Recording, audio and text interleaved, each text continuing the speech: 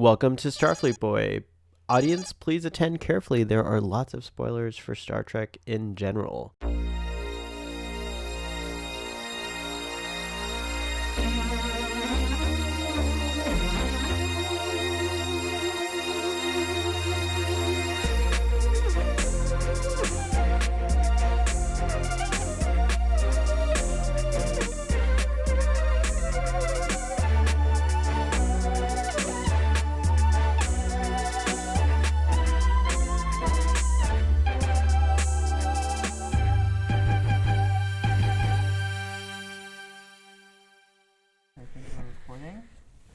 Because they were mostly original Star Trek. All right, we are recording. Yeah. Right. Well, my mom watched Next Generation on TV. Yeah, my sister watched it growing up too. Yeah. All right, would- so it would for be on the TV and sake stuff. of the clap, we got to do the clap, right? Oh, we gotta do the clap. Yeah, so 1, Da 2, da da da. 3, clap.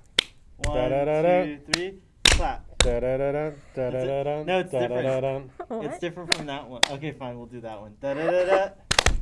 da da da da. Da da da da da da da da da da. There we go. Come on, it's And tradition. we are back on another exciting episode of Starfleet Boy, where we have a casual and informal conversation about Star Trek. Today we're talking about Star Trek VI, The Undiscovered Country. We're having our final original series cast movie discussion. And for this occasion, we went big. And Widescreen. we rented out a local cinema, a local independent cinema called the Coral Gables Art Cinema, and we did this mainly to support them so that they can stay open through these really tough times. You can see we're together and we're wearing masks. I don't think we really have to, but we're doing it. No, yeah. Yeah, I Just think being we're safe. We're being Yeah. safe. We're being yeah. safe. So Yeah. also, it felt really safe. We did have the theater to ourselves. We did rent the whole theater out, but there's a little segment that I'm going to insert with Javier Chavez, the director, and he talks about all the precautions they're taking. And I saw it. Everything's very careful, and they're really great. So Yes. it does feel safe and secure. If you're missing Absolutely. the movies, which we're regular moviegoers, Yeah. this is definitely one way to get back to that experience. So so thank you, Coral Gables Art Cinema, and we hope to do something like this again. Maybe this will become a Starfleet Boy tradition. Who knows? We'll Yeah. see. Right. I don't know. Does Generations deserve this, Doctor? Well, definitely First Contact. First Contact definitely deserves this. We'll so do Generations. We'll do Generations. Anyways, so let's get down to brass tacks over here. So, do one of you guys want to give the kind of the briefest of brief summaries of this movie? Is that something that we're gonna do? I know you hate the summaries. Yeah. I guess we could. I'm gonna pull up the. So my agenda. I didn't take any notes. I rarely take notes, but I'm gonna pull up the Star Trek VI soundtrack because the track names. Basically, Oh, okay. We can Go just for go it. through that. Okay, and we have figures to. Yes, we do. We have the figures to. You can recreate parts as Oh, what you is narrate. Yes. Undiscovered Country. There it is. Oh. I can do interpretive dance You could as do well. it. Praxis explodes. Before we go into that, let's show some of the stuff that we brought.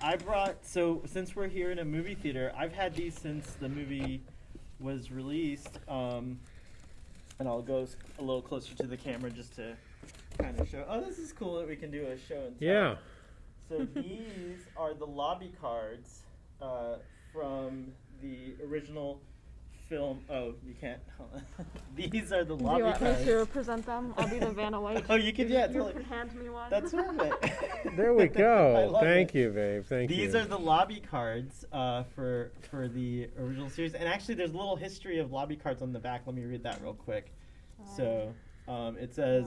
Some of them and I show them. Since the first flickering days of the two reelers, lobby cards have been issued by all the major movie studios to publicize their films. Theater owners acquired these 11 by 14 placards as promotional material with each new film.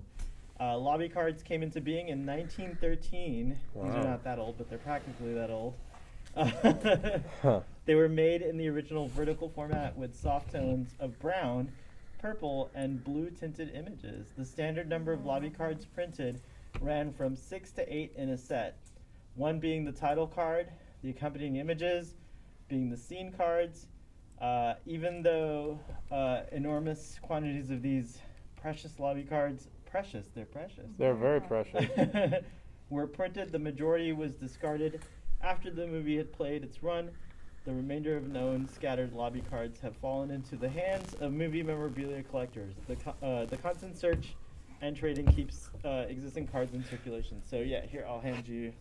Want me to do it and you keep talking? Yeah, you can go. So the first one, it's the other way. Ah. Oops. Wrong. So the first one's a really beautiful image of the Enterprise going into the undiscovered country there. And that's from the poster. That's from the poster. Is this the Klingon. teaser poster? Yeah, or this is the teaser That's poster. the teaser poster. That's great. And then I love this. And then next we have Gorkon on his death thing there going on. His death table. That's right. That's a great scene for DeForest Kelly. Yeah, I that think was a great he's a scene for him, that's standout true. in that scene. And then here we have the dinner. Guess who's coming to dinner scene, which I didn't realize when I watched it before until now, that a lot of these were redresses of the TNG sets. That was the That's TNG, the briefing room. the briefing room. Yeah, Yep. so that's pretty cool. Yeah. Here we have the forced, what would be a forced interrogation, which feels very intense still today. Yeah. It's a scene For that, sure. Yeah, it's very intense. And then we have Colonel Worf. Colonel Worf. Oh, I gotta pop over there and make sure we're recording. I just realized I don't know if we're recording. Yes, we are recording. That's Excellent. Oh, you're doing a great job. Wow, this framing's really nice. I feel like we should do these like this all the time. I know, right? I'm telling it's you, really this could be a fun. new tradition. A new tradition. So this, of course, bridged the gap between Next Generation. And There were many there were bridges many, that but yeah. year. Yeah. Yeah, and then this is, of course, Spock and his father, Leonard Nimoy, and Mark Leonard. Oh, I never realized they have both Leonards. Yeah. It's interesting. Yeah. Good job, Emma. And then this is probably your favorite, Yeah. Spock in Contemplation. Charlie's Angels gun.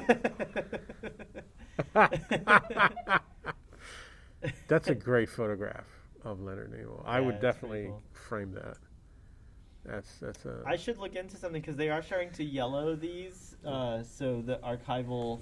It's a shame I didn't take better care of them. I do feel No, bad. but it adds character. And Iman, Mrs. David Bowie. Mrs. David Bowie.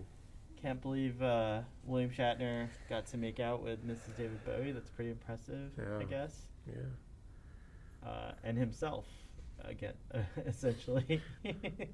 Well done, Emma. I think that's the last one I have. That's the last one, yeah. Now you have one additional one that you framed. Oh, I framed one And when I was which a is kid. It's It was the first main cover. one, the one that looks like the one with the movie Klingon. poster, right? Yeah, exactly. Okay. And those are the lobby cards. I And just where wanted did to you show get those off. these? They were a promotional item that they gave you when you went to see the premiere. So you were at the premiere And they had for the movie, these- and they gave them to Yeah. everybody who was there. That's.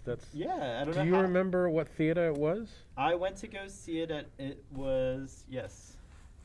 Was it the Plit? No, it was the one by Dayland. No, that one was gone already. No, that one was gone. It First Return of the Jeez, Jedi. I can't remember. I'm getting so old that Was it the one that was near Miracle Center with the time it capsule? had to have been that one.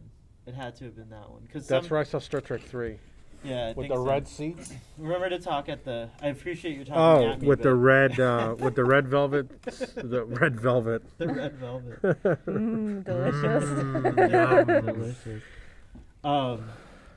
Yeah, I can't really monitor the levels without the headphones, but I didn't want to wear headphones. No, throughout the thing, so. no, it's fine. Uh, I'll be sure to talk into So the. Star Trek 6 is truly it's one of my favorite Star Trek. I think it is sentimentally my favorite Star Trek film.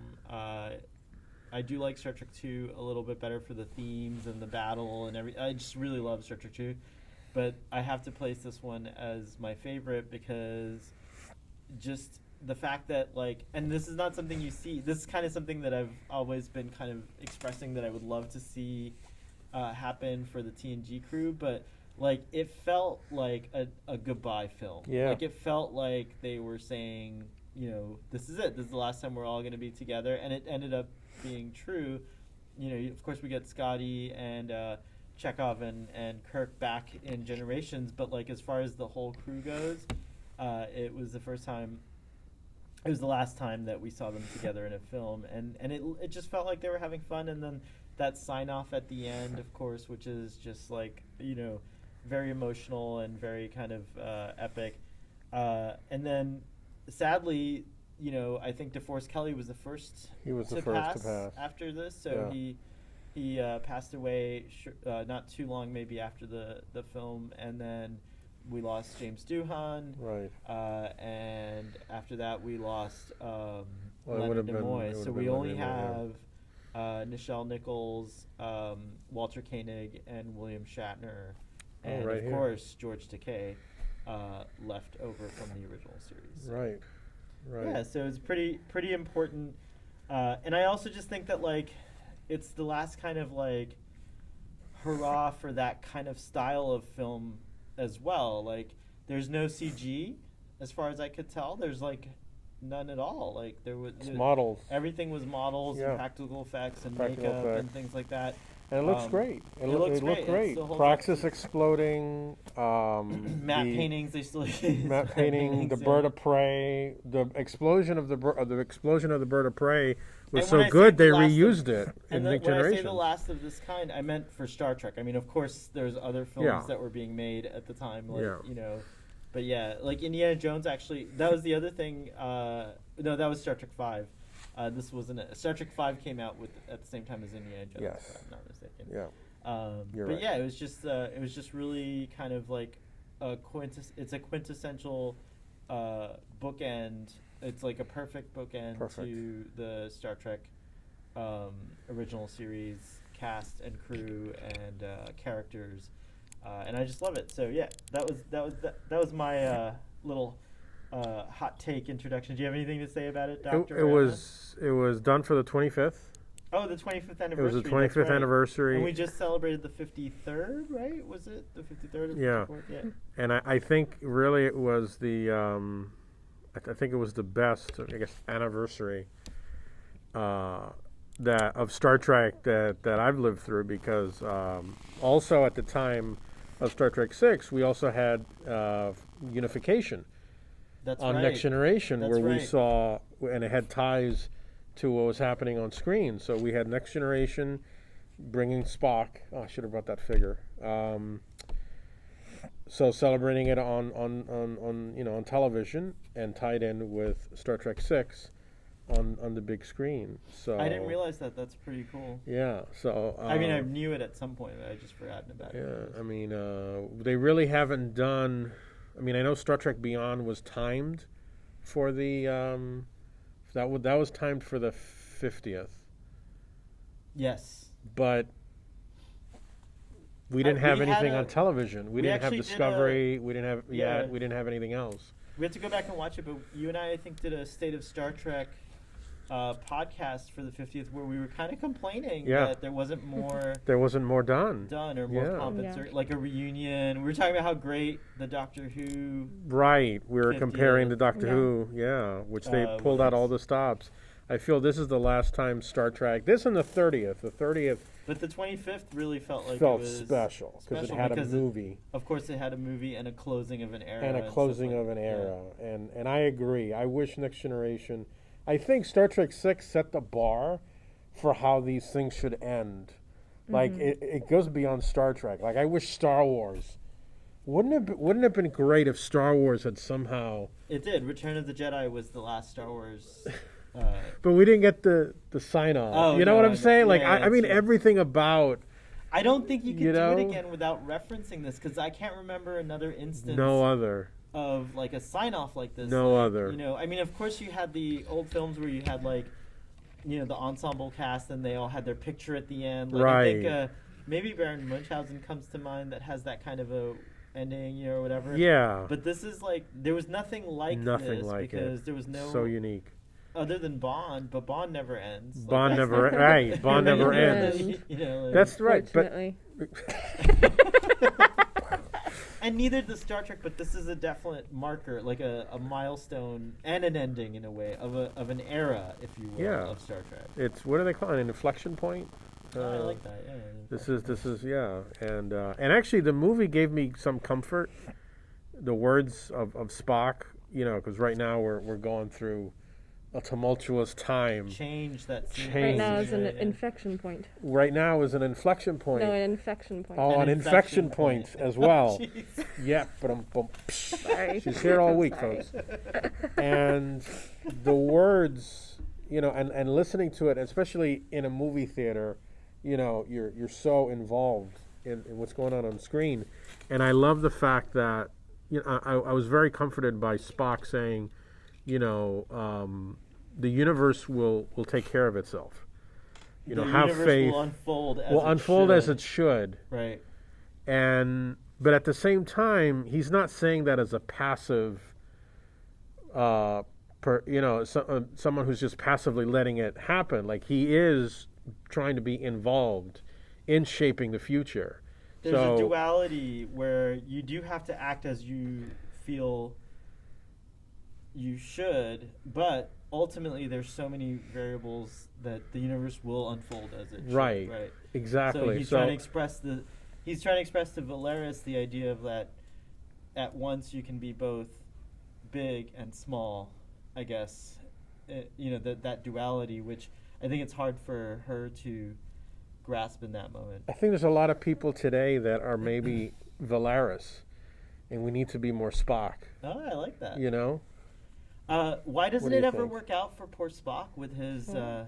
you agree with that, or I think I may be more Valeris. you but may I'll be try to more be Valeris? Well, I mean, no, I mean there are moments where I feel Valeris, Don't but worry, we won't prosecute you. but I mean that's why I say, you know, Spock is not passive. Like Yeah.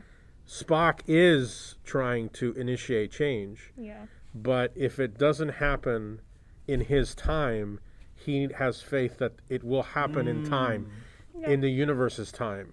And I think that is you know, not to say we just sit back. I mean, Spock is the one that volunteered Kirk. Voluntold. Voluntold. But Vouched for me. right. But I just found that message very comforting right now. Very nice. Yeah, you know, it's funny that you should say that. I definitely tuned into that too, but get ready, disco dissers here. I felt more of an impact about the Klingons because of the Klingons playing such a huge part in Discovery Season 1. Now, I get it, they don't look the way people want or whatever, but the actual writing and the conflict and everything like that, it made this more impactful for me, because before this we didn't really see a conflict with the Klingons, and I didn't, you know, like and so in Discovery when you get this huge war and like thousands of people dying, he even says this is the end of like 70 years of unremitting hostilities. Yeah. But we never saw it.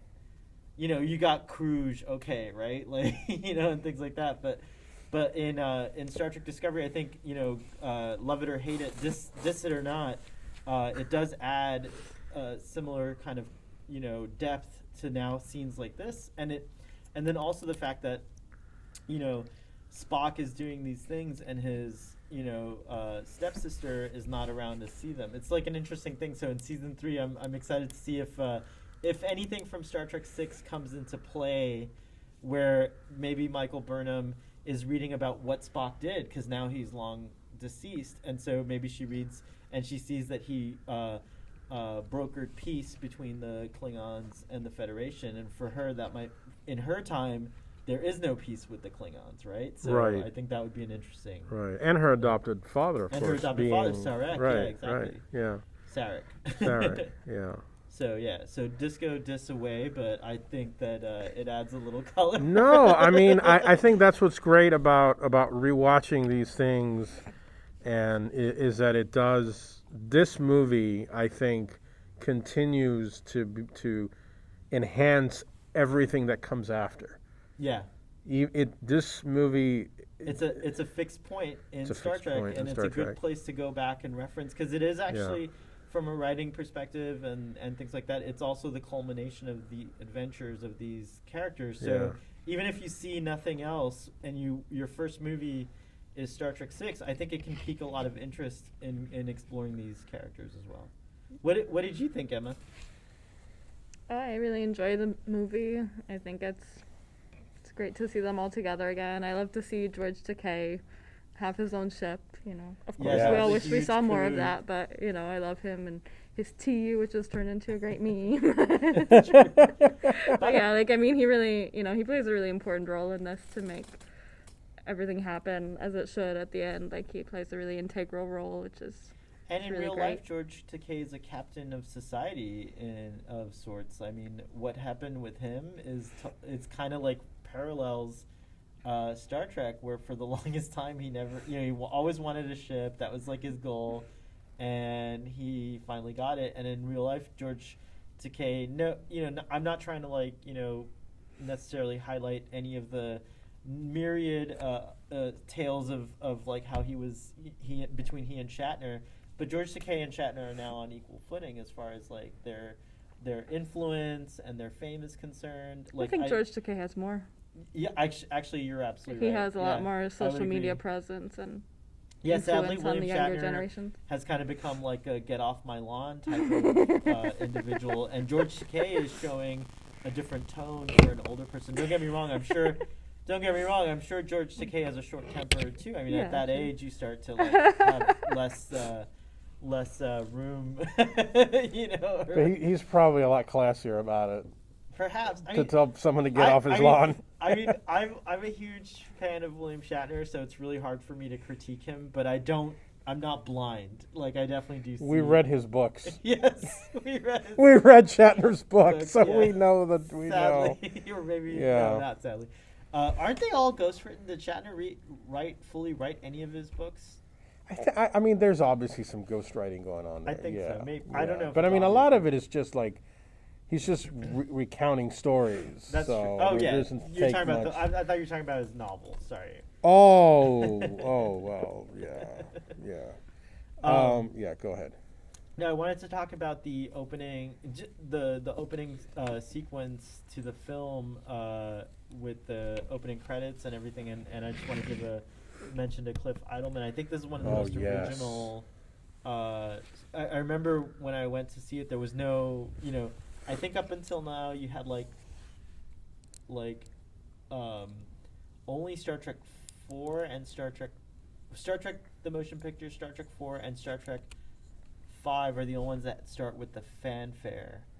Those were all by Goldsmith, and then 4 was by Lawrence something. Leonard Rosenthal. Leonard right. Rosenthal. But they all start with the fanfare. And so Star Trek 2, Star Trek 3, and Star Trek 6 don't start with the fanfare, like the familiar Right. theme. They have these original Yeah. kind of things, and I really love this one. I think that, like, Such an ominous beginning. yeah, it reminds me of Gustav Holst, the Mars, the bringer of war. Yeah. It has that kind of a vibe to it, with the percussion and the build up and everything like that. I'm not a musician, so I can't really talk technical about music, but it's really exciting. Oh, but I remember you pointing that out to me because, whatchamacallit? Well, I mean, it was after, but when you were working at TMI, That's right, you were like, hey, you know, This sounds like this Mars. sounds just like. I was like, oh, Yeah, wow, sure. you're right. But You know. I want to talk about I want to talk about something that I never used to think about when the movie came out, and I was wondering what you guys think. Like, Praxis seems to be a moon, right? That like Right. explodes, right? And the Klingon Empire is like this big empire. Why does this moon exploding have this impact of like they're only going to have 50 years of life? You know, what's the existential crisis? I didn't feel that this time. Like, I guess I've seen bigger explosions since then. You know, or I don't know. Like, Well, it's their primary mining asset. It's where they produce their energy. Right. To run their So, own right. well, I So guess I'm they mine guess- their dilithium there. Yeah, That's where they're right, and that must be like their number one go-to place for that. And well, I mean, diving back into disco, and the what is it? What's that event? the burn, The burn. the Burnham. Right. No, but the burn that has done away with the dilithium, right? Right, sort of. Yeah. So, I mean, maybe there are parts of the galaxy that just don't have a lot of dilithium. So where the Klingon Empire just happens to be located, there's not a lot of it, but there's Praxis, and they've always been lucky that Praxis is like super rich in.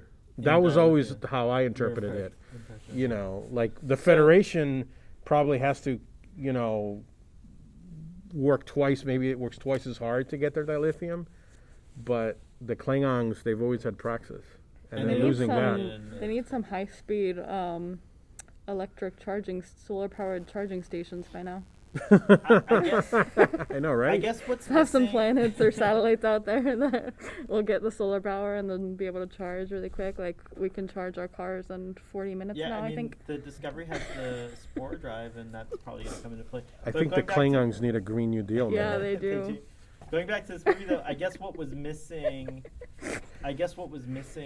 and maybe it's one of those things that like we can assume is that like I would have liked to have seen like that energy wave.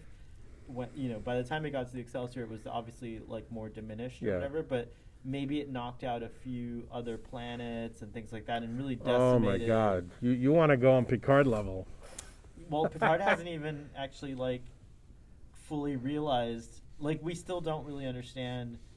These are the things that like puzzle me about both Picard and this, is that like we still don't understand the impact of what happened, and we don't even address it in TNG or anywhere else.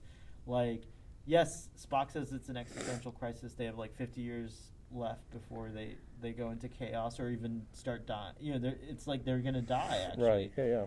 And it's from this explosion. It just didn't feel. I guess I never felt the weight of it, but that's okay. There's like a lot of things like that movies do, where you have to kind of imagine, or you have to. I It don't wasn't know. in the books though, as far as I can remember. I can't remember. I haven't read that book Well, since the film came out. And I will take a moment now. One of the few books that he and I have both read. We both read it around the same time. Yeah. And I have great memories of. Sorry, I keep directing Sorry, because I keep looking at you. I have great memories of this, of being excited, of talking to you about this book. Yeah, we used to like call each other after the chapters. Yeah, and, after like, yeah. I forget, like, there was just a lot of fun stuff that's realized in it. Oh, I love that. Thank you, Emma. That's so nice. It's like highly recommend this novelization. And then also a shout out to the Trek Book Club. I'm sure if they haven't read it, it'll eventually get on their Thank roster. And to Trekkie Rob. So shout out to you. I wanted to say briefly about the novel. And it's documented that there was going to be a whole prologue planned for Star Trek VI, where they kind of rounded up the cast, and this novel kind of goes into that, but it also goes into a lot more detail that was not in the film. And Who wrote the novelization? The novelization was by J.M. Dillard. Dillard, okay. And it's based on the original screenplay written by Denny Martin Flynn and Nicholas Meyer. But what's interesting is Carol Marcus is injured in this book. She actually sustained very serious injuries as a result of a Klingon attack. very early in the novel. So Kirk's mindset Is even worse. In this In the book, book and I had forgotten that. Oh, I wow, kind I of forgot did that a too. quick little pre-read Well, we pre-read see of Scotty's teaching at the academy, apparently, right? Mhm. Isn't he doing that? And yeah, it's interesting. It starts. My memory's very vague of it, but it starts with all of them doing whatever they were doing, right, and then getting the call. and to then come- getting the to call. Yeah, come so it would have together, been a very different opening, but I do like the opening that we get. Yeah, I think it's epic. It's epic. It's It perfect. really is. Yeah, I like that Sulu has a permanent table for his. fixture for his tea. No, it was. I wanted that table to like knock around, like when the ship got hit. The tea cup falls off, but I wanted the table to fly around too. But I was fixated on the fact that the table was just there, like still, and it didn't move at all. Very zen. Very zen. Another cool thing, we do get a nice follow-up in Voyager. It's one of the few Voyager episodes. I skipped ahead a long time ago, and I watched it, and I really enjoy that one. And, we even get Yeoman. She's not a Yeoman anymore, but Rand, the character of Rand, Janice Rand, comes back in this movie. And she looks fantastic in this movie. I like her hairstyle and everything. Oh, and also... Somebody else. What's that? Somebody else is on the Voyager episode too. Well, Tim Russ is... No, but from Mr. Six. Valtane. Right. Mr. Valtane, I forget the name of the actor, but he's also in that. What is he? in that. Is he the... I don't think he's the first officer. I don't know. No. I think Rand is the first officer. Yeah, He's that's like, I don't know what he is. He's the Uh, helmsman, maybe? I don't remember. right. He was at the... No, I think he's the communications officer, actually. 'cause Oh, he was you're at right. the, He is a communications officer. I think he was at the communications. You're right. He's at the station, comm, yeah. I guess we could look it up, but I just want to say that that was also a nice thing. Sulu racing to get to his friends, and of course that was a famous line that we all like to say. Fire apart Fire then! apart then. That was a really good thing. Love that line. After the incident and the debriefing scene, which is very powerful, I really love that scene where the dialogue's wonderful because it kind of catches you up on everything. Like, you find out, really quickly that, like, Scotty, they're all, like, getting ready for retire. I like Scotty bought a boat. Like that he goes out. I imagine, because he was a resident of the Pacific Northwest, James Doohan, at the end of his life. So the fishing culture and the boating culture is really big out there. So I imagine he had a sailboat and he sailed on Lake Union and went out into the Elliott Bay and stuff like that. So I imagine Scotty retired up in the Pacific Northwest in my headcanon. That's cool. That's cool. Doesn't go to Scotland. Doesn't go to Scotland, no. Or that Scottish planet. Did you know there's a Scottish planet? In what is considered probably one of the worst episodes, which I love, called Sub Rosa, and there's a whole planet Scotland. Nice. Yeah, we'll have to Yes. watch that one. By the way, then. shout out to, we have a couple of Scotsmen and women who watch and listen to Starfleet Boys, so shout out to our Scottish fans. Our Scottish fans, Yeah. and I apologize for the Doctor's terrible Scottish accent. It sounds too much like a Christopher Lambert's Scottish accent, and not enough like Sean Connery's. You are correct, sir. But I like that scene a lot. His knees bend. And then we go from that Yeah, there's not. to the what happened? Oh, no, nothing. Sorry. no. I'll find out later. It's recorded. Okay. So I'll actually, Really? Yes, Uh-oh. I'll What? actually hear Oh, you. You're no. recording us? Oh my Please god. ignore us. Continue with. The space dock scene is great. Yeah. Again, Nicholas Mayer seems to be like an expert at just making all that like naval procedure and dialogue just seamlessly fit in, and it creates a wonderful atmosphere, and it really like enriches the experience. All right, that's enough of that horseplay there with Captain. Give me Captain Kirk. Oh, Give me Captain. He's gonna be safe. Captain Kirk's gonna be safe over he's here. with punching me. Chang. We're gonna put him here on the. He's gonna protect the power. Okay. I have the power. And the introduction of Valeris, I was trying to say earlier that it's a shame that Spock's proteges never work out for him. Because Why is That's the that? wrong yeah, people, what's man. the deal with that? Like Savick, for different reasons, Savick didn't work out. And Well, we should mention that, and I was just reading, and this is and I'm just so, be upfront, I'm quoting this magazine, Cinema Fantastique. This is actually from the time. fantastique. Fantastique, from April of 1992. And they go into how the original plan was to have Savick. Yes. But they were very focused on having Christy Alley come back, even though she had no interest. And even though Robin Curtis had already played her twice and had a lot of interest. There's a huge movement, by the way, ironically, to make Robin Curtis the canonical true Savick. Well, Robin Curtis, I think, got a bad deal. Did we see her at Hurricane Who? Oh gosh, did we? I couldn't remember if she was at her. I know someone was at Hurricane Who. Yeah, you're right. I don't remember getting a picture though. I don't remember. Maybe we didn't see her. I mean, Oh, wow. I remember. I mean, Grace kind of. What's her name? Oh yeah. Yeah, she liked you a Just- lot. So you guys know out there, the Eighth Doctor was my favorite Doctor for the longest time, and I introduced him to the Eighth yeah, Doctor. it's true.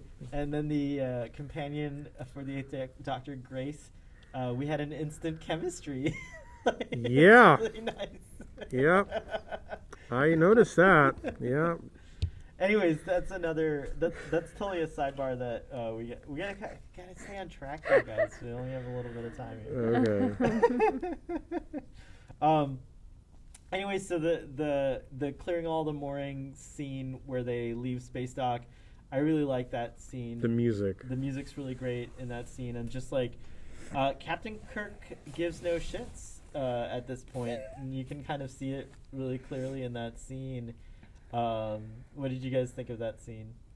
I love I love his expression when Valeris is like, "You can't. What is it? You can't do." Yeah, regulations specifically state impulse, or no, what is thrusters only while in space dock or something like that. Yeah. Kirk is just like, He kind of just like, you heard the order. right, and Spock was like, I like in that scene that every single person on the bridge turns around to see what the next move is going to be. It's like everyone except Valeris knew that Yeah. what was gonna happen there. yeah. It's a scene that also, the movie does a really good job with Valeris in that you do like her right away, and full credit to Kim Cattrall. Shout out to Kim Cattrall. Who, really, I think everybody was thinking this should be Savick, but you do instantly like her, and then at the end, you're like, you do feel a betrayal because you're like, wait a minute, I thought she was with us, and especially after the scene that she has with Spock, where he says, I intend you to be My replacement, and I can only succeed you. and that scene was done so well. Yeah. She's an interesting character. If I recall from the book, it sheds some color on her background. She's half Romulan, if I'm not mistaken. Actually, the book says she's fully Vulcan. Oh, never mind. Where Where did I get the half Romulan thing? You know who's half Romulan is It's Savick. Savick. Okay, Savick gotcha. is half Romulan. She's fully Vulcan, but she was not raised on Vulcan. Oh, okay. And there's actually an excellent book, which I should have brought, which goes into the details of what happened to her after. But I was really, and watching it again on the big screen, you connect with her. You do connect with her. She's great. Kim Cattrall's a great performer. Were you gonna mention your Kim Cattrall story? Oh yeah, I was about to. Then I said, "Wow, it's there. There's you have a a Kim Cattrall story. We can. I don't know if I recall. there's a no, not me personally. Oh, okay. There's a racy, and again, I'm quoting the magazine, but apparently, to summarize, there was an unauthorized photo shoot that Kim Cattrall did on the bridge where she wasn't wearing anything. Really? and All right, you know, I'm Kim. looking this up right now. Well, no, you No, can you read it cannot. here. No, I'm looking to see You if there's can't find photos. it. No, Oh, you there's can't no- find it because Leonard Nimoy found out And put the and kibosh on was it. extremely upset. And later he goes around And he- photographing nude women and becoming a nude. No, but she But was not doing it on the bridge. On the bridge, though. That's great. I agree, but but Leonard Nimoy actually Nimoy saw them and hit the roof. Nimoy was said to have personally ripped up all the film and negatives Shut from your- Cattrall's what? very unauthorized photo session, He like destroyed the negative. fearing harm to the franchise. That's that's Well, extraordinary. I mean, think about it. What if what's her name? Who's the girl in the new Star Wars movie? Had taken a Ray, nude. you're talking about Yeah, Daisy Ridley had Daisy said, Ridley. you know, I'm going to take this really sexy off on the Millennium Falcon. It's Disney would have okay. gone ape. It's okay. I think It's okay, but it's not okay. No, it is okay. You just don't show it to the kids until they're old enough. That's it. He was very proprietary about the bridge, and he just didn't. I rarely disagree with Leonard Nimoy, but that shocks me that he ripped the negatives Well, from the. again, I that, understand his point of view there. I agree. It would have been, I mean, especially at the time, it would have been a very It's big interesting scandal. that she goes on to play a character that's okay with all that stuff in Sex and the City. I love that she was already like that. Like, that's cool. That's a shame that those are lost. I think that's actually like a really, you know, I'm a gay man, so like nude women don't tickle my fancy in that way. But I just think it is kind of cool that she had that idea. she and had that the ears. she had the ears on. Oh my gosh. That's amazing. She's not a woman. That's She's an amazing. alien. So I Um, mean, I honestly, when I read this, I had no memory of ever hearing that before. I do recall that. I think an artist, I would like to the artistic community in Star Trek, and maybe it already exists, if someone could render an imagined version of Valeris, I'm sure somebody taking already nude, has. artistic nudes, like no nipples or any, but just like artistic nudes on the bridge of the Star Trek 6 Enterprise. That would be Nipples really, are very unartistic. I don't know. I'm just saying, like, someone just render those. That's a great, or maybe Kim Cattrall, who still looks beautiful, can recreate those with a CGI set. Well, I know that I do recall, this is personal memory, so it could be wrong, but I do know that I do recall that there was some friction between her and the original cast. And I don't know if it could have to do with the it fact might of have their to do- age and their kind of standards, and maybe because she seems really young in this movie. I think yeah. she's like, Well, yeah, there's you know, definitely and so maybe things like generation that, like gap. wanting, Yeah. thinking it's no big deal to have nude photos. That's I've never heard that story until Neither today. of, I mean, I don't remember this, and I'm reading this, I'm like, is this for real? And It's and in it just print. goes on, and That's funny. I'm like, I mean, if somebody has, can contradict it, I let, think let us that know, but I could I tell read it you- from here. I can tell you the version of me that was when this article came out would have been appalled, but There you go. There you go. But That's true, the but older, wiser the you. older, perhaps, I don't know. I've gotten less conservative as I've grown older. That's an interesting That's thing. good. Most people get more conservative, I think, when they get older, but I don't know. I don't know if that's true. Wow, that was an interesting sidebar. Sorry. No, that was really good. Now I don't know if I can ever. not We think about can't course correct after cor- this? Course correction. So from there we go to the scene where we rendezvous with the Klingon chancellery and his entourage or retinue. And we get You have the ooh, comic that's cool. book there if Yeah. you want to. No, it's good. Okay. Yeah, actually, I like that you're flipping through it while we're Well, I'm to watching help from you. here, Yeah. And weren't Christopher Plummer and William Shatner friends, or Yes. at least worked together They had worked together in the theater. in the theater, and they did and Shakespeare too. they did So there was a lot Shakespeare of this Shakespearean connection, and I Yeah. thought that was neat. Something I didn't know at the time of the release. I found this out also recently. I didn't realize that they were friends even or with Yeah. each other. That was cool. Yeah. And of course, Star Trek, I mean, in the original series, Kirk has a connection with Shakespeare. I mean, he Yeah. seems to. What's the episode where there's a killer on the Enterprise? Oh, the Conscience of the King. Conscious of the King. Yeah. So yeah. So I thought that was interesting. And then Well, Star Trek seems to have a Shakespearean thing. You know what's funny is, I never thought of this before, but they say like, you know, you haven't read, what is it, Hamlet till you've read it, or Shakespeare until you've read it in the its original Klingon. Yeah. Well, if you go and look at a picture of William Shakespeare, he kind of looks like a Klingon.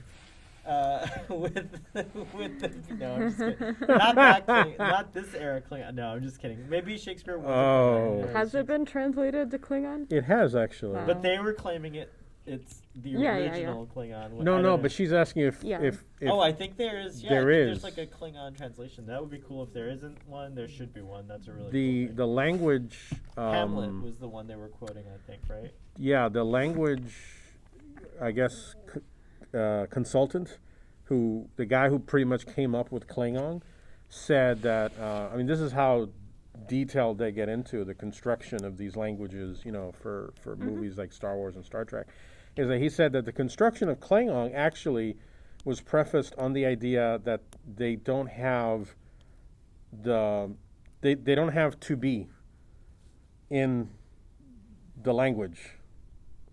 And he had now he has to have to be or not to be. But that phrase doesn't exist in Klingon. So he had to somehow create it, which came tweak out- it. I'm like, but it's not in Klingon. But he comes up with Takba, Yeah. Takbe. And going back to the soundtrack in this Ruapenthe track, that's what the chorus is saying, Takba, Oh, I didn't Takbe. realize that. Takba, Takbe. Oh, that's yeah, cool. so I now didn't when you know go that. back and listen to it, you'll hear the That's cool. Takba, Oh, Takbe wow. in there, yeah. But so we get the whole dinner sequence and all that fun stuff, and I love that. And again, you know, I realized that watching it on the big screen here, how tired Kirk is just in general. Like he just doesn't want to be in this on this mission. He's just like, At all. I don't even know how I'm how I'm supposed to make a difference. Like Spock is just, this is just a formality. Like it's a big like show. The great Captain Kirk escorts the Klingon Chancellor to Earth, to, you know, and you can see it in the performance where he's like rolling his eyes. He's just like, you know, like very tired or whatever. But what I like is immediately when it's like instant when the torpedo fires and hits the Klingon ship, He's on. he turns into Captain Kirk. Yeah. It's like insane. Like, and Yeah. I loved it. Like I really Romulan ale be damned. yeah. The And it adrenaline. wasn't synthahol, so it was, Right, he it was really the real snapped out of stuff. it. But aside from that, I saw that shift. That's something again I never noticed before watching it. It's funny, you can watch these movies like hundreds of times and you don't see these things, but Until you see it on the big until you see it screen. on the big screen again, I guess. But today when I was watching it, I was just like really conscious of that like shift in that scene. I was just like, that's great performance, you know, from Shatner, and also direction, obviously, because I think that probably came down from Nicholas Mayer. So I really appreciated that. But also something that was shocking was when they surrender. You know, like Yeah. that was like a big Uhura's deal. like, yeah. Captain, Yeah, it was like, surrender. but what a smart move. Like Yeah. again, Kirk always thinking, Always you know, thinking. ahead. Yeah. Of, you know, he's like, and that stuff. And so it's a big gambit, but they finally go for it. I really like, I love the "Don't Let It End This Way." David Warner, man. David Warner, shout out to David Warner. Totally.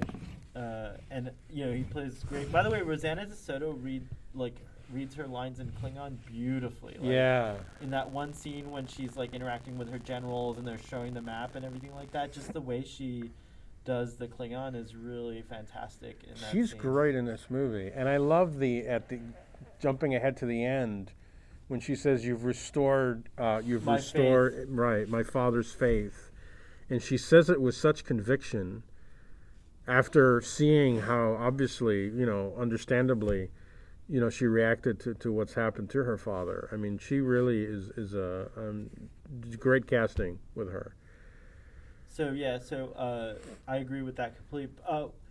What do you think about like how people talk about these Klingons were kind of like a soft a reboot of Klingon, sort of. They weren't like, you had the monsterish kind of Klingons from the motion picture, and even Krug is kind of like more sharp teeth and like like speaking English with kind of like a caveman kind of stance or whatever, whereas these Klingons were like speaking beautiful English and like quoting Shakespeare, and like they were just kind of a different thing. And even I think someone, I forget who it is, on Starfleet Boy, might have been Father, he points out how the like Chang in particular has kind of like a very smooth here we go, here's the figure. He doesn't have a lot of ridges, actually. He just has one like kind of thing going. Even Colonel Worf is like less ridgy than Worf is. Like he has a smoother Cranium. forehead. Yeah. So I thought that was interesting. I think Sean's always saying how what he likes is to see that everybody just doesn't look the same in terms of the makeup, that there's variations, and yeah, I know I liked. I thought that was a great detail to show that there is variety, and Chang's makeup is just so unique. It's very iconic. And are you going to show off the figure? There we go. Thank you. And I think I think the coolest aspect of Chang is that eye patch. It's nailed into his his face. Yeah, they're hardcore, the Klingons. Yeah, they don't mess around. Yeah. I mean, you don't want that eye patch falling off. No. For anything. No, but I think the primary influence, what you're getting at is this is what year. Is it year 4 of Next Generation? Mm-hmm. So Michael Dorn is Worf. But those Klingons were a lot more ridgy than these. Oh yeah, but I mean in the sense that you're saying how they're articulate and all this. Like, sorry, they have more right. character. Yes. This is a correction into the Worf portrayal. Worf defined this portrayal. I credit Michael Dorn. And kudos for Star Trek for sticking him in there. Then sticking Colonel Worf, his great grandfather, into that, and having Michael Dorn play him. I wish they'd made a figure. There's no Colonel Worf. Oh, I wonder if they could make one. That's interesting. Rura Pente. The Klingon. The alien. Is it the alien graveyard? Yes. The alien graveyard. The penal colony, if you will. I always enjoyed that scene as a kid because the shock of Ailea not being, being a Kamaloid or whatever, not being a female, and also just like that scene where Captain Kirk kicks that alien. Which, by the way, okay, fine, you don't knee balls. Yeah, it's fine that you knee balls. It's fine that your genitals are not in the same place, but his were out in the open and exposed. Like, what's the deal with that? Like, he's just walking around with his alien genitals. Who are we to judge? Who are we to judge? True. Apparently, Leonard Nimoy has a problem with Valeris being nude on the bridge, but no problem with that alien showing its genitals to everybody. Yeah, yeah. I really like that whole sequence. When I was watching it for the first time, I genuinely didn't know that character Ailea was a double, was working for the Klingons. I thought she genuinely was trying to escape. And I think the first time you're supposed to, right? Yeah. I mean, but I think they pull it off. I think the first time you watch it, you believe. Yeah. And the scene where she kisses Kirk, and McCoy's reaction is just. I mean, I remember being in the theater. And everybody cracking up at that line. What is it with you? Because it's true. It's like everybody what is it with Kirk? Like I like that a lot, and I also like that it's. You like wonder that all the time. Yeah. You're like, what is It's like the little final note on that trope or on that meme or whatever. Yeah, right? Like it's a really nice. I thought, yeah. I also like that we got to have I think this was like, I'm just going off my feelings here, but I feel like this was the most bones we got in all the Star Trek original series films. I feel like here, I mean, of course he was the subject of Star Trek 3. That's what I was but going to that say. was him in distress. He was kind of like, which kudos also to him because he was playing Spock essentially. Right. You know, in Exactly. that. Yeah. But here we got like really you know, like I like that.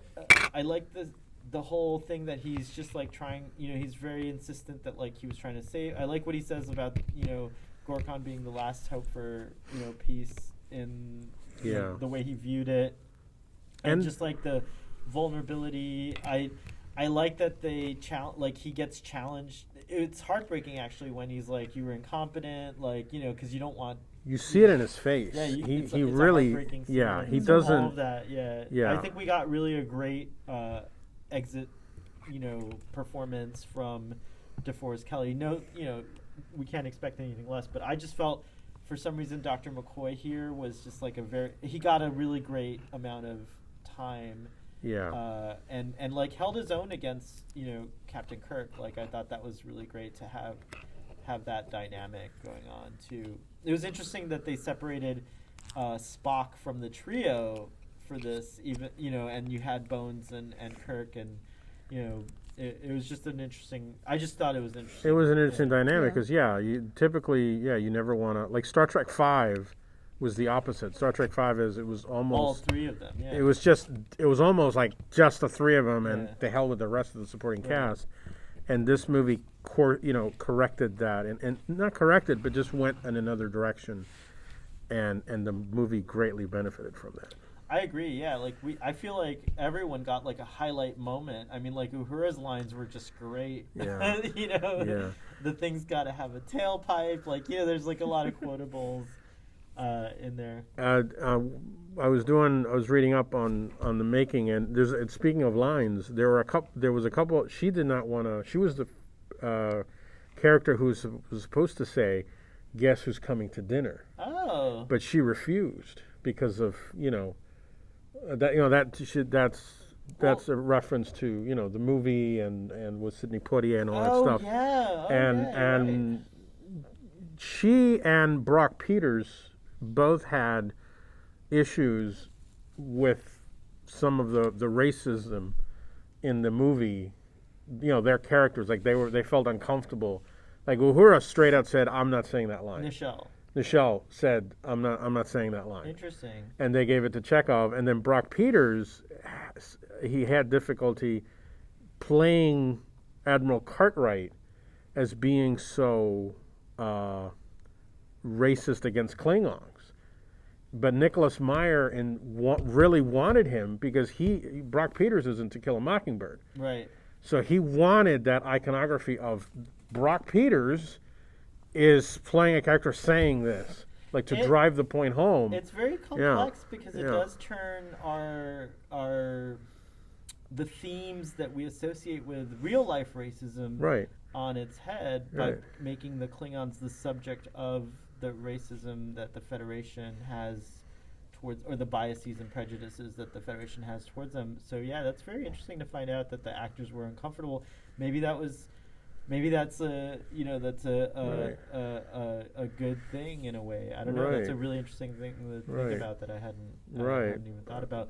I did think I was like, I still get uncomfortable with a lot of the way that the Klingons are treated because we've come to love the Klingons so much. Again, kudos to Worf and the Klingons in TNG, but yeah, because of that, you're like, how could this happen? How could this be? But that's the message.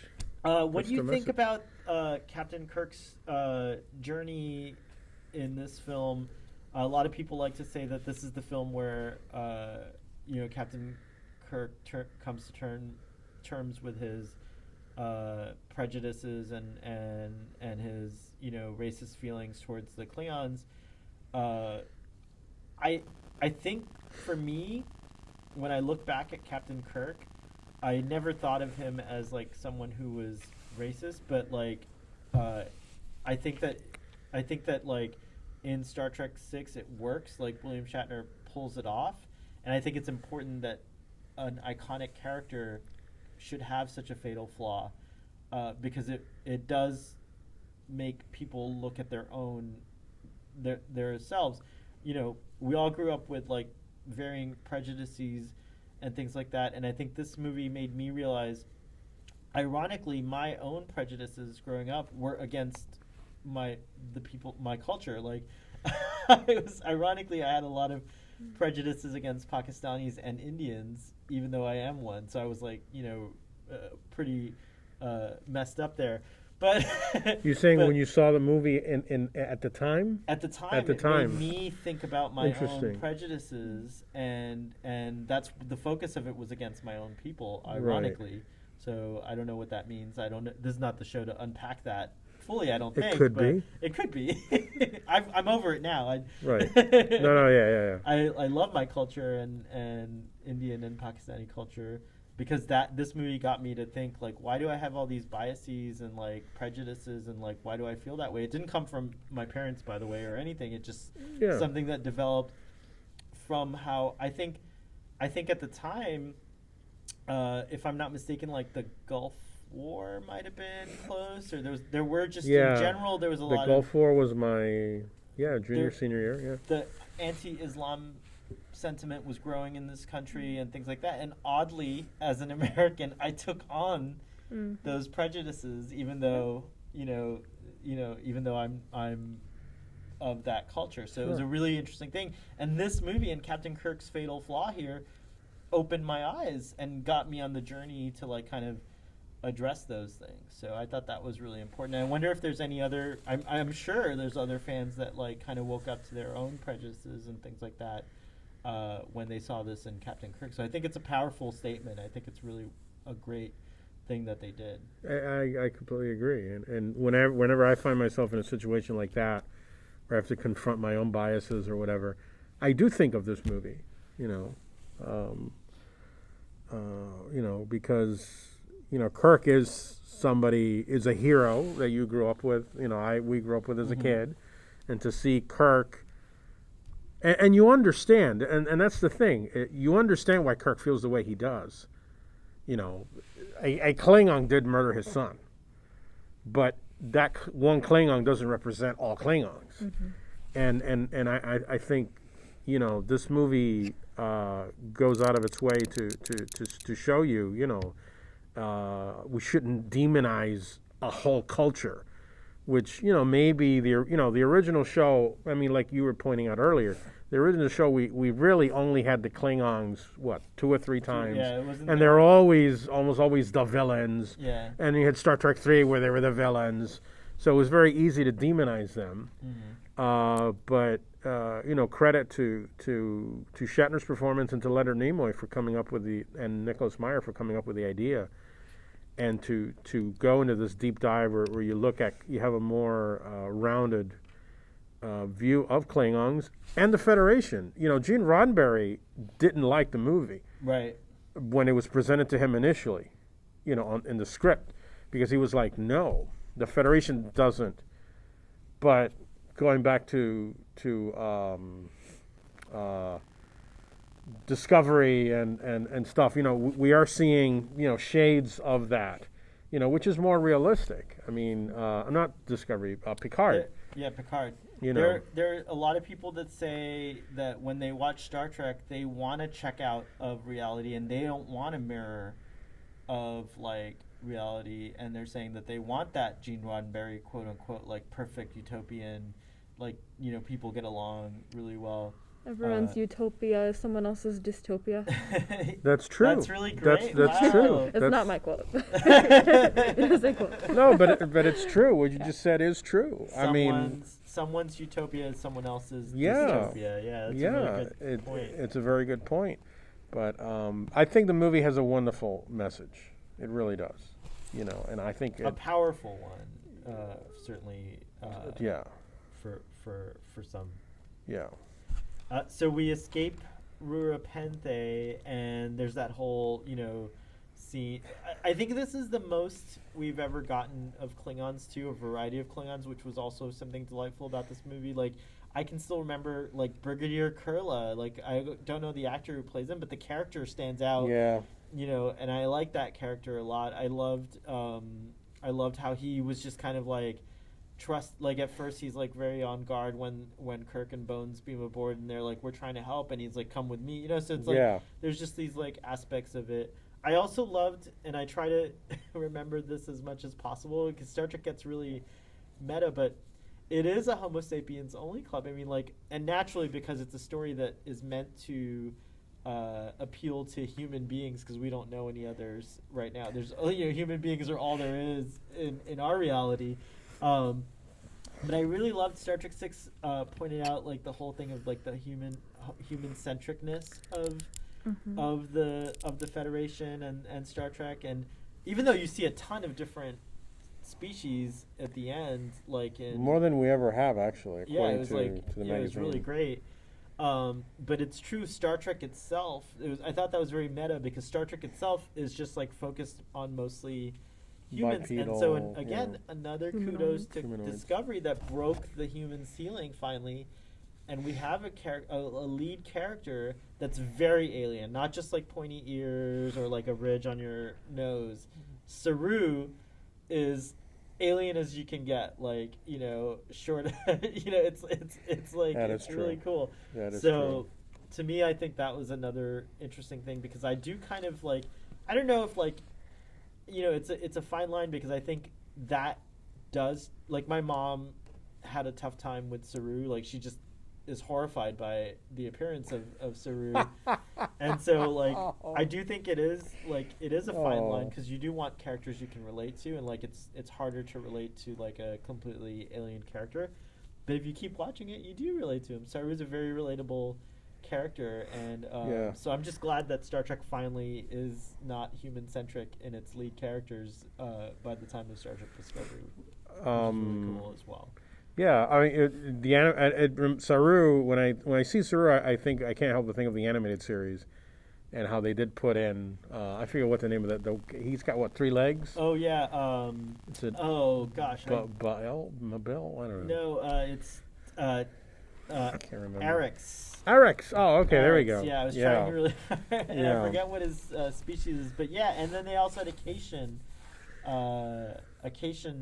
Yes. Show. Emrys, I think was right. Like so that. The animated series was kind of embracing that. Yeah. And I mean, also we recognize that there were budgetary reasons. Of course. And limitations of course. why, but which is another reason why it's so amazing what Saru Saru brings to Star Trek Discovery. Oh yeah. I'm sorry that my Star Trek 6 review is all about Star Trek Discovery, Doctor. It's all right. Before I forget, I do want to acknowledge one of my favorite parts of the film is, and it made such an impact seeing it again on the big screen, is when because we're heading in that direction in terms of the plot, when they lay the trap to see who's going to come in.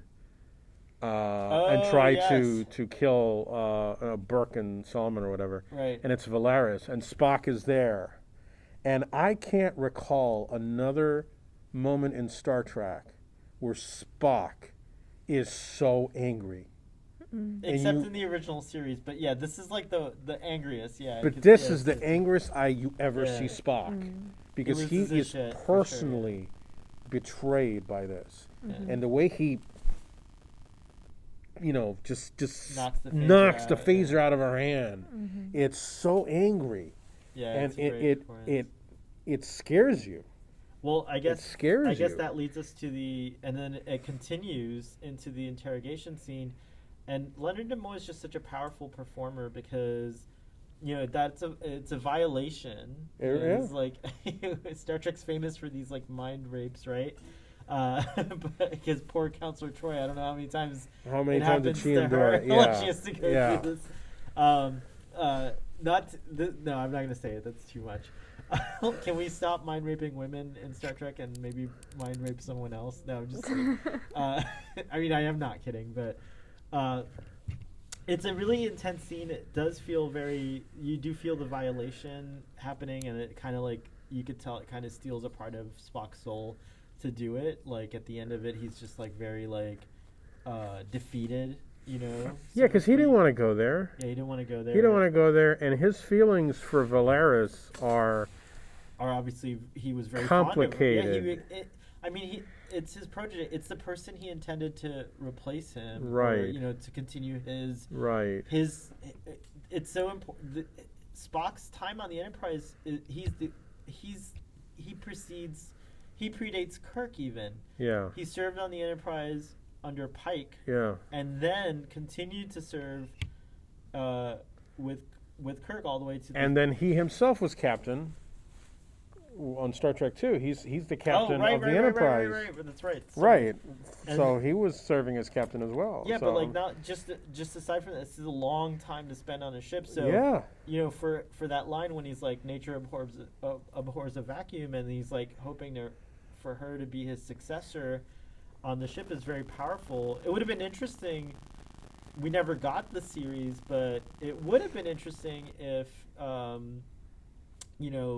if Valeris wasn't, bad, to have seen a show maybe or something like that with a new crew on the Enterprise. But no, I guess not. No, that's not interesting. No. I take that back. The Sulu series is what the should have Sulu happened. series we never got would have been great. It would have been great. It really would have been great. Yeah. I'm even okay with having an Enterprise B series. I like that. That whole crew was cool too. With the guy from Ferris Bueller? Yes. Cameron. It gets here on Tuesday.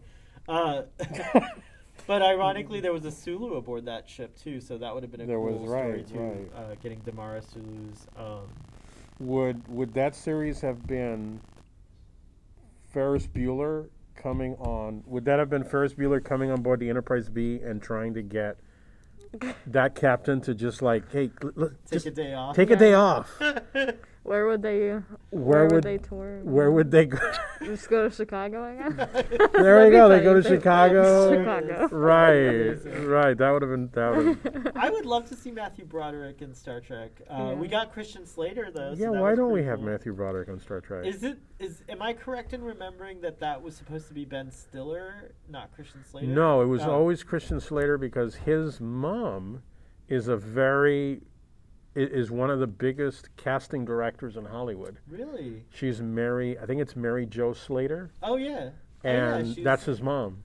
Oh. So when Christian Slater found out they were doing Star Trek 6, he said, "Hey mom, can you know?" so she got him in. Are you saying that Christian Slater's career may be what it is because of his mom? No, it's because of his baboon heart. Oh. Wow. For those who have not seen, what is it? The Island of Dr. Untamed Untamed Heart. Oh, Untamed Heart, that's right. With Christian Slater and I forget who, is it Mercer? No, it's not Mercer Tomei. Val Kilmer is the Island of Dr. Moreau, and I don't know why I was thinking of that. I don't know why I thought of that. But yes, Untamed Heart, that's right, I forgot about that. Wow, Christian Slater's greatest role. This really went off. That's really. Sorry. I like that Sulu says, "Are you hard of hearing?" And are you hard of hearing, Ensign? Could that have been a secret reference to Pump Up the Volume? No, I don't know. That's funny. He used the correct terminology there. There we go.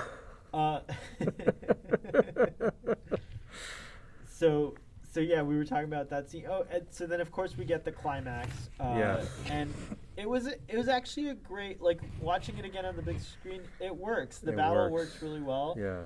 Although again, to me, I just think the tension is the highest in Star Trek 2. I just think that like that battle, I can't think of a battle that has come close to the Star Trek 2 battle, which is surprising. Yeah. Mm-hmm. Since we have better special effects and everything else, but for some reason, for me personally, it's never gotten better than that. But this was a great battle. Having McCoy and Spock working on the torpedo. Sulu comes in with the Excelsior. All the stuff going on the planet, like with the assassin, and like just the way it's all edited together, like really, really well done. And then of course, the end scene is that they thwart the attempts of the conspiracy cabal, which apparently was very interesting cabal because it was Federation and Romulans conspiring. Yeah, And that's- Klingons. that's- Sorry, Federation, Romulans, and Klingons conspiring. So if they can get It's like together, a 21 Jump Street gang. yeah, right. That's But if that's they can- ironic, right? They can get together to do this, like, to keep the status quo. Right. Fighting. It doesn't make any sense. It really But- doesn't. But also, by the way, a very relevant thing, like, nowadays, you see these, like, you know, dictator types or these, like, authoritarian types. That's their whole thing. It's like, it's not really it's really not. It's really just about keeping people divided Yeah. and creating false divisions. Yeah. Where there really shouldn't be any, Yeah. or don't need to be any, and so I think that this movie again stays relevant, Right, yeah, because absolutely. you do see that Yeah. the true villain is not even a villain. It's this ideology and this, like, Right. you know, of keeping things status quo and keeping people, you know, hating each other and not working together and stuff like that. And so that's Right. like the big message there. And that we can't talk. And that we can't talk, exactly. That So- that's the thing. If as long as we keep talking, then keep hailing frequencies open. There's always hope. Well said. Yeah. Nicely said. And then, of course, we get the beautiful sign off after the little Wait, we gotta talk. Wait, the one thing that doesn't hold up. It never held Kirk up. jumping. The Olympic high jump Yeah, over the actually, podium. Kirk jumps from like there to the camera. It's like insane. It's never held up. I remember I think watching there's a that, scene and I'm cut like, out- what? I think there's a scene the cut out hell? where Spock launches him. You know, 'cause he's very strong. Spock is strong. Yeah, so I think He there's is. a scene cut out where Spock launches him at the podium. I'm Maybe as a convinced that cannon or that's what something. happened.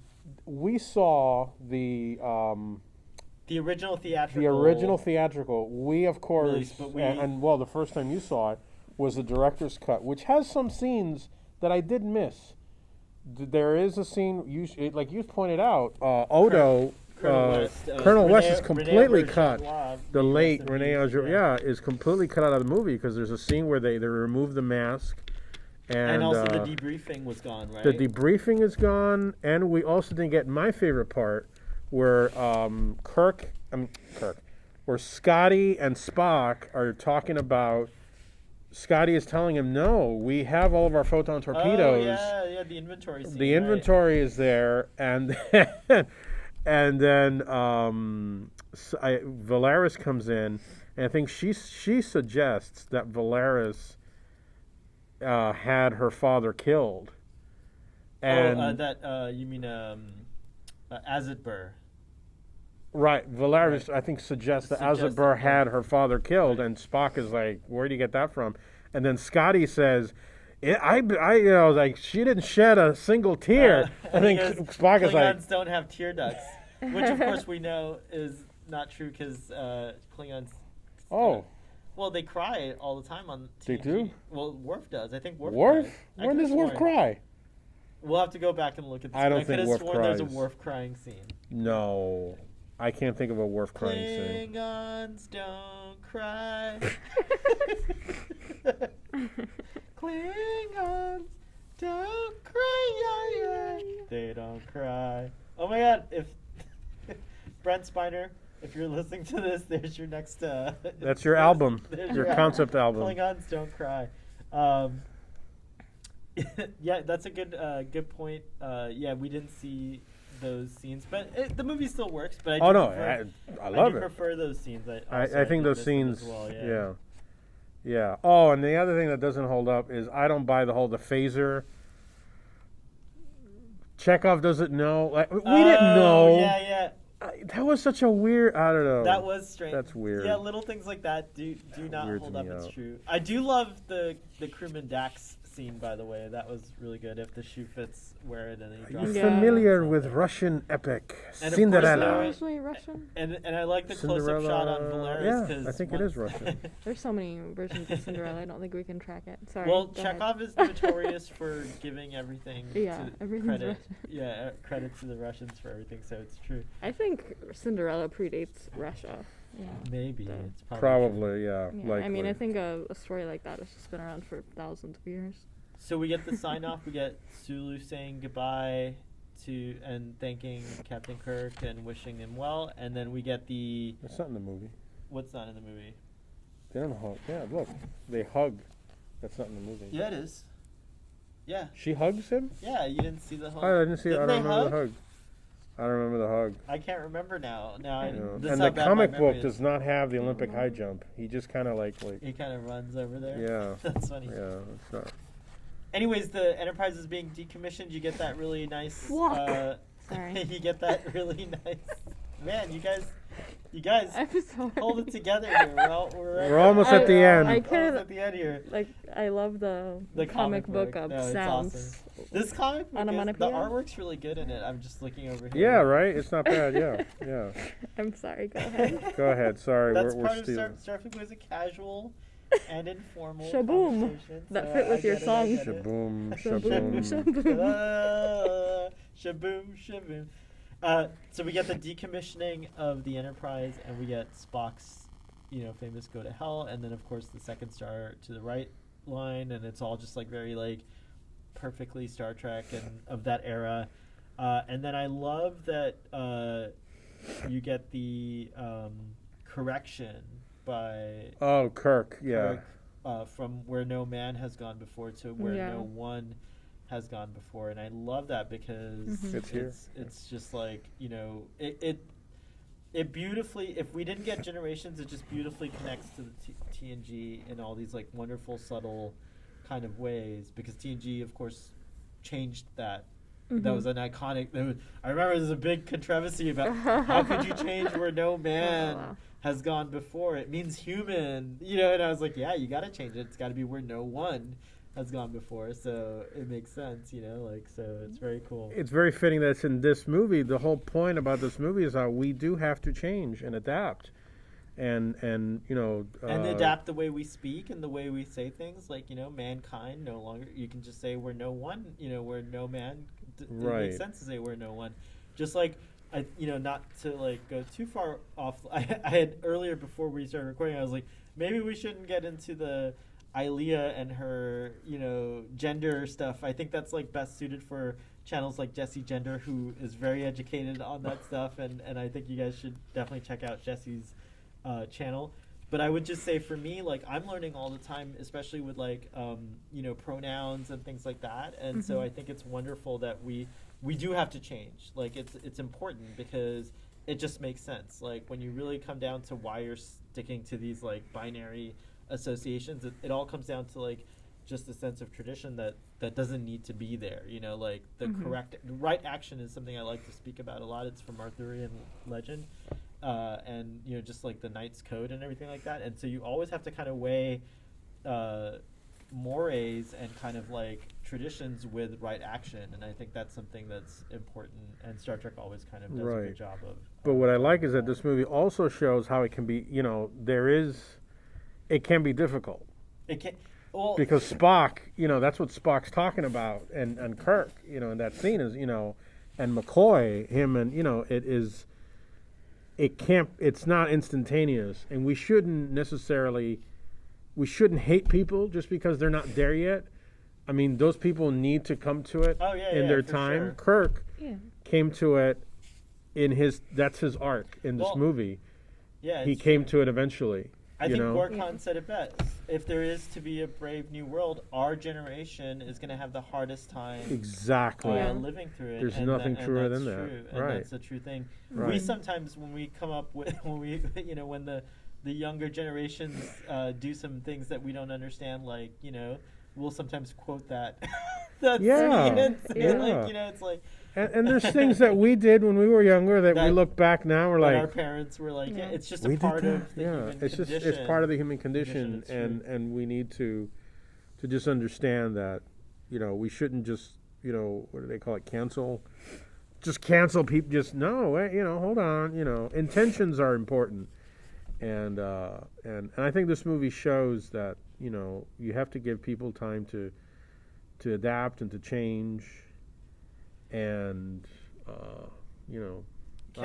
Canceling something just because you don't like it is tantamount to killing someone because you don't like them.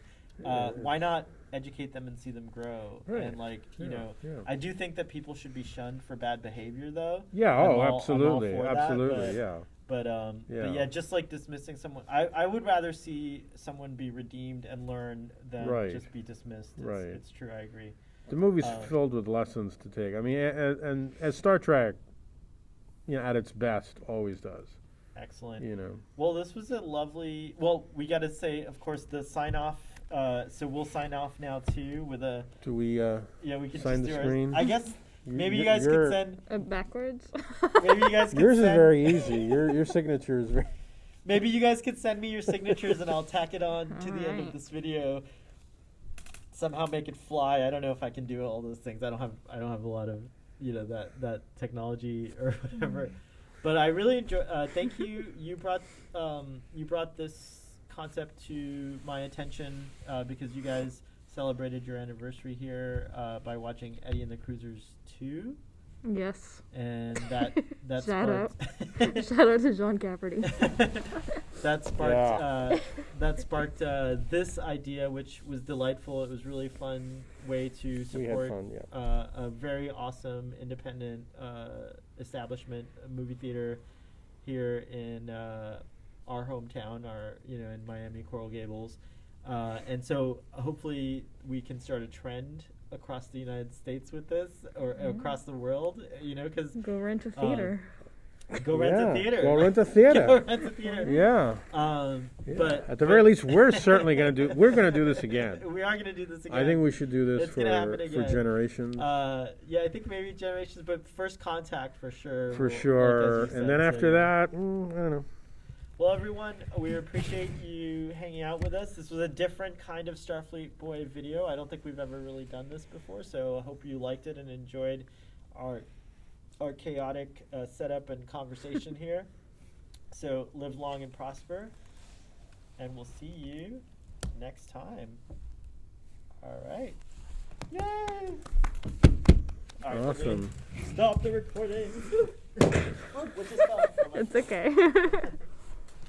That was an hour and 25 minutes. That's great. That's good. Yeah. 2 o'clock is the Is cutoff. the, Yeah. yeah.